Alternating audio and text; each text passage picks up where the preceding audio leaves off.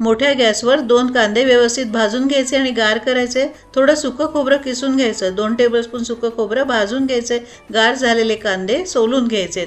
2 भाजलेले कांदे, 8-10 मिरे, 5 लसणाच्या पाकळ्या आणि भाजलेलं सुकं खोबरं हे सगळं आपल्याला आता मिक्सरला अगदी बारीक वाटून घ्यायचे. पेस्ट बनवायची आहे त्याची. ही बघा अशी. आता एका पॅनमध्ये 1 टीस्पून तेल गरम करून त्याच्यामध्ये पाव टीस्पून मोहरी, पाव टीस्पून जिरं घालायचं. तडतडलं की 3 वाट्या पाणी घालायचं आहे त्याच्यामध्ये. आता पाव टीस्पून हळद, पाव टीस्पून हिंग घालायचा आणि आपण जे मिश्रण तयार केलं आहे ना खोबरं आणि कांद्याचं ते घालायचं आणि थोडंसं पाणी घालायचं. त्याच्यामध्ये मिसळून घ्यायचं व्यवस्थित.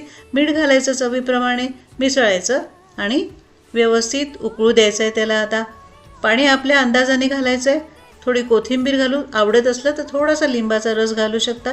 कोकणातली एक खास रेसिपी आहे ही. याला मिरवणी असं म्हणतात. काढून घे बोलमध्ये. तयार आहे मिरवणी म्हणजेच कांद्याचं सूप.